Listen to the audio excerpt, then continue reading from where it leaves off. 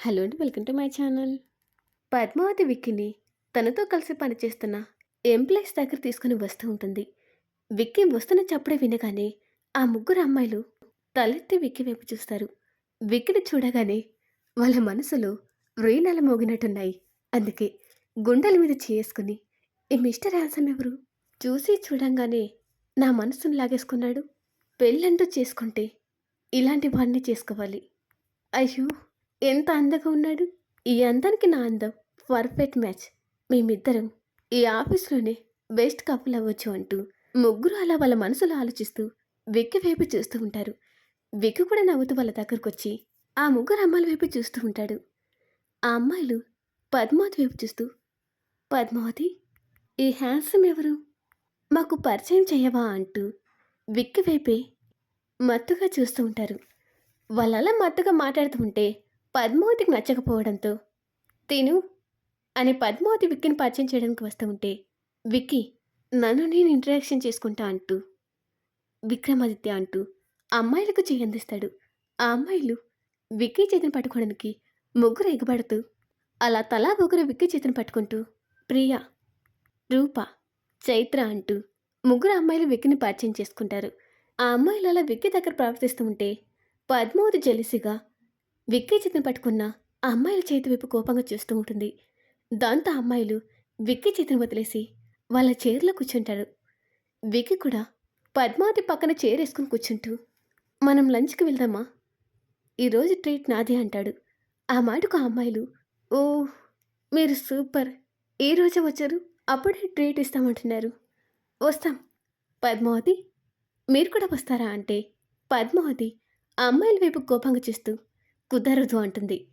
ఆ మాటకు ఆ అమ్మాయిలు సరే విక్రమాదిత్య గారు, మనం వెళ్దాం లేండి అంటుంది.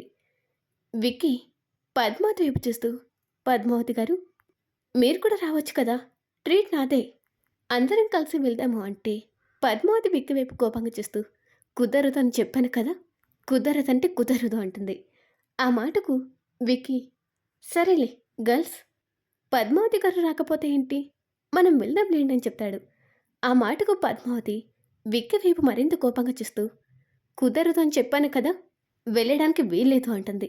విక్కీ మీరు రాకపోతే మేం వెళ్ళడానికి వీల్లేదంటున్నారేంటి, మీరు రాకపోయినా పర్వాలేదు అంటాడు. ఆ మాటకు పద్మావతి మీరు కూడా వెళ్ళడానికి వీల్లేదు, బాస్ చెప్పింది మర్చిపోయారా, నాకు మీరు హెల్ప్ చేయాలి, ఇక్కడ చాలా పనులున్నాయంటుంది. దాంతో విక్కీ పద్మావతికి మాత్రమే వినిపించేలా జెలసీగా ఫీల్ అవుతున్నావా అని చిన్నగా అంటాడు. పద్మావతి విక్కీ వైపు చిరాకు చూస్తూ అంత లేదు, అయినా నేనెందుకు జెలసీగా ఫీల్ అవ్వాలి, మీకు ఇష్టం వచ్చినట్టు మీరు చేసుకోండి అంటుంది. ఆ మాటకు విక్కీ తన మనసులో ఇందాక నా ముందే ఆ మను చేపట్టుకున్నావు కదా, ఇప్పుడు అనుభవించు అంటూ గర్ల్స్, వర్క్లో ఏదైనా హెల్ప్ కావాలంటే మొహమాటం లేకుండా అడగండి, నేను మీకు హెల్ప్ చేస్తాను అంటే ఆ మాటకు పద్మావతి విక్కీ వైపు కోపంగా చూస్తూ మీరు హెల్ప్ చేయాల్సింది నాకు మాత్రమే. పద్మావతిల కోపంగా అమ్మాయిల వైపు కూడా చూస్తూ మీరేంటి, మీకు వర్క్ లేదా, మీ పని మీరు చూసుకోండి అంటూ కోపంగా తన దగ్గర ఉన్న ఒక ఫైల్ని విక్కీ ముందుకు పెడుతూ ఈ ప్రాజెక్ట్ని ఒకసారి చెక్ చేయండి, ఇందులో ఏదైనా మిస్టేక్స్ ఉంటే సరిచేసి సార్తో సైన్ పెట్టించండి అని చెప్తుంది. విక్కీ పద్మావతి వైపు చూస్తూ నవ్వుకుంటూ ఆ ఫైల్ తీసుకొని చెక్ చేస్తూ ఉంటాడు. వాళ్ళిద్దరూ అలా రుసరుసలాడుతూ వర్క్ చేసుకుంటూ ఉంటే మను వాళ్ళిద్దరి వైపు చూస్తూ పద్మావతి అందరిలాంటి అమ్మాయి కాదు, తను చాలా స్పెషల్, అయినా వీళ్ళిద్దరూ చూస్తుంటే ముందే పరిచయం ఉన్నట్టు అనిపిస్తుంది, కానీ ఒకరికొకరు తెలియదన్నట్టుగా నటిస్తున్నారు. ఒకవేళ వీళ్ళిద్దరికి ముందే పరిచయం ఉంటే వీళ్ళిద్దరి మధ్య ఎటువంటి సంబంధం ఉంటుంది, వీళ్ళిద్దరూ వైఫ్ అండ్ హస్బెండా, జాబ్ కోసం అబద్ధం చెప్పారా, లేదు లేదు, నేనే ఎక్కువగా ఆలోచిస్తున్నాను.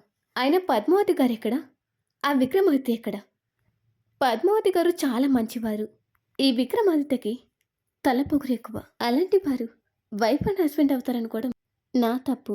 మను అలా తన మనసులో ఆలోచిస్తూ ఉంటాడు. ఇటు విక్కీ వాళ్ళింట్లో చూపిస్తారు. అను పాపను పడుకోబెట్టి కిచెన్లో వంట చేస్తూ ఉంటే అప్పుడే పాప ఏడుస్తూ ఉంటుంది. కుచ్చులకు ఆ ఏడుపు వినిపించి ఈ అను ఎక్కడికి వెళ్ళింది, పాప ఏడుస్తున్నట్టుంది అంటూ పాప దగ్గరికి వెళ్ళి తన చేతిలోకి తీసుకుని ఓ ఓ, ఎందుకు ఏడుస్తున్నావు తల్లి, ఊరుకో అంటూ పాపను ఓదరుస్తూ ఉంటే పాప ఏడుస్తూనే ఉంటుంది. దాంతో కుచల, నేను నానమ్మని చెప్తున్నాను కదా!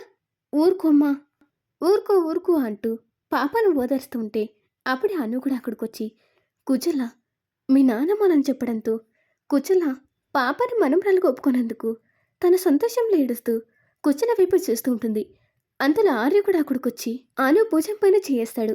దాంతో అను ఆర్చి వైపు చూస్తే, ఆర్చి అను కళ్ళలో నీళ్ళు చూసి, అను ఏమైంది? మళ్ళీ అమ్మ నేనేదైనా అందా అంటే, అను తన కన్నులు తుడుచుకుంటూ, అలాంటిదేం లేదండి. అత్తయ్య గారు పాపను ఒప్పుకుంది. అటు చూడండి, పాపను ఆవిడ ఎత్తుకుని ఆడిస్తుంది అంటే, ఆర్చి కూడా కుచుల వైపు చూస్తూ సంతోషంలో ఏడుస్తూ, ఇప్పటికైనా మన బాధలన్నీ తీరిపోతాయి. ఈ పాపతో మన సంతోషంగా ఉండొచ్చు అంటూ అను కన్నులు తుడుస్తూ ఉంటాడు. అను కూడా ఆర్య మాటలకు సంతోషంగా కుచల వైపు చూస్తూ ఉంటుంది. అను ఆర్యను చూసిన కుచల కూడా, మీరేంటి అక్కడ నిలబడిపోయారు? పాప ఏడుస్తుంది కనిపించడం లేదా? రండి, పాపను తీసుకుని ఆడించండి అంటే, అను ఆర్య కూడా కుచల దగ్గరకు వెళ్ళి పాపను తన చేతిలోకి తీసుకుని, ఊరుకోమ్మ ఊరుకో అంటూ పాపను ఉదరుస్తూ ఉంటారు. అన్న చేతులకి పాప రాగానే తన ఏడుపును ఆపేస్తుంది. కుచల అను చేతులకు వెళ్ళగానే పాప ఏడుపు ఆపడంతో అను పైపు ఆ పాప వైపు చూస్తూ ఉంటుంది. ఇటు ఆఫీస్లో చూపిస్తారు. పద్మావతి ఒక ప్రాజెక్ట్ గురించి బాగా చెక్ చేసి, ఇందులో ఎటువంటి మిస్టేక్స్ లేవు, సార్ దగ్గర సైన్ పెట్టించాలి అంటూ పైకి లేస్తుంది. విక్కీ పద్మావతి వైపు చూస్తూ ఉంటే, పద్మావతి విక్కీ ఇందాక ఆ అమ్మాయిలతో పులిహోర కల్పించాడు కదా, అదే గుర్తు రావడంతో కోపంగా ముఖం తిప్పుకొని మను దగ్గరికి వెళ్తూ ఉంటుంది. అప్పుడే ప్యూన్ మనుకి కాఫీ తీసుకుని వెళ్తూ ఉంటాడు. పద్మావతి ఆ ప్యూన్ను చూసుకోకుండా వెక్కి మీద కోపంతో వెళ్తూ ఉంటుంది. ప్యూన్ కూడా తన చేతిలో ఉన్న కాఫీ వైపు చూసుకుంటూ ముందుకు వెళ్తూ ఉంటాడు. వాళ్ళిద్దరూ ఇక ఒకరికొరకు గుద్దుకుంటారు. ప్యూన్ చేతిలో ఉన్న కాఫీ పద్మావతి మీదకు పడుతుందేమో అని మనం అనుకునే లోపే విక్కీ పద్మావతిని చూసి, ఏ పద్మావతి చూసుకో అంటాడు. దాంతో పద్మావతి ప్యూన్ నుంచి తప్పించుకొని, అమ్మయ్యా బ్రతికిపోయాను అని విక్కీ వైపు తిరగడానికి ట్రై చేస్తుంది. అప్పుడే తన క్లాస్ స్లిప్ అయి కింద పడుతూ ఉంటే విక్కీ పద్మావతి దగ్గరికి వెళ్ళి తన కింద పడకుండా నడుం పట్టుకుని ఆపేస్తాడు. పద్మావతి విక్కీ కళ్ళ వైపు చూస్తూ ఉంటే విక్కీ కూడా పద్మావతి కళ్ళ వైపే ప్రేమగా చూస్తూ ఉంటారు. వాళ్ళిద్దరూ అలా ఒకరినొకరు చూసుకుంటూ ఉంటే, ఇందాక విక్కీతో పులిహోర కలిపిన అమ్మాయిలు పద్మావతి వైపు జెలసీగా చూస్తూ, మంచి ఛాన్స్ కొట్టేసింది, నేను ఆ ప్లేస్లో ఉనింటే చాలా బాగుండేది అంటూ ముగ్గురు మనసులో బాధగా విక్కీ పద్మావతి వైపు చూస్తూ ఉంటారు. మను కూడా విక్కీ పద్మావతి పిలిచిన విధానానికి తన చీర నుంచి పైకి లేస్తాడు. అప్పుడే పద్మావతి కూడా కాలు స్లిప్ అవ్వడం, విక్కీ వచ్చి తన కింద పడకుండా పట్టుకోవడం, అది చూసిన మను కోపంగా బెంచ్పై కోరుతాడు. దాంతో తన క్యాబిన్లోకి వెళ్తున్న ప్యూన్ కూడా భయపడిపోయి అక్కడ నిలబడిపోతాడు. మను పద్మావతి విక్కీ వైపు కోపంగా చూస్తూ, ఇక్కడి నుంచి వెళ్ళు అంటూ ప్యూన్పై గట్టిగా అరుస్తాడు. ప్యూన్ భయపడుతూ, సార్ ఈ టైంలో కాఫీ తాగుతారు కదా, కాఫీ అని చెప్పడానికి వస్తూ ఉంటే, మను విక్కీ పద్మావతి అంత క్లోజ్ అవ్వడానికి కారణం ఈ ప్యూనే అని వెళ్ళమని చెప్పాను కదా, వెళ్ళు అంటాడు. దాంతో ఆ ప్యూన్ భయంగా అక్కడి నుంచి బయటకు వెళ్ళిపోతాడు. మను విక్కీ పద్మావతి వైపు చూస్తూ, ఇంకా ఎంతసేపు అలా ఉంటారన్నట్టుగా పద్మావతి అంటే గట్టిగా అరుస్తాడు. దాంతో పద్మావతి విక్కీ చేతుల నుంచి ఒక్కసారిగా నెట్టుపడుతూ విక్కీని కొంచెం దూరం తోసేసి, సారీ నన్ను కింద పడకుండా పట్టుకున్నందుకు థ్యాంక్స్ అంటూ విక్కీ వైపు చూస్తూ, సార్ వస్తున్నా అంటూ హడావిడిగా మను క్యాబిన్లోకి వెళ్తుంది. మను కోపంగా విక్కీ వైపు చూస్తూ ఉండడం చూసిన పద్మావతి, సార్ ఈ ప్రాజెక్ట్ చెక్ చేస్తాను, ఇందులో ఎటువంటి మిస్టేక్స్ లేవు, మీరు సిగ్నేచర్ చేస్తే అయిపోతుంది అంటూ ఆ ఫైల్ని మను ముందు పెడుతుంది. అప్పుడు కూడా మను విక్కీ వైపు కోపంగా చూస్తూ ఉంటే విక్కీ కూడా బయట నుంచి ఆ క్యాబిన్లో ఉన్న మను వైపే చూస్తూ ఉంటాడు.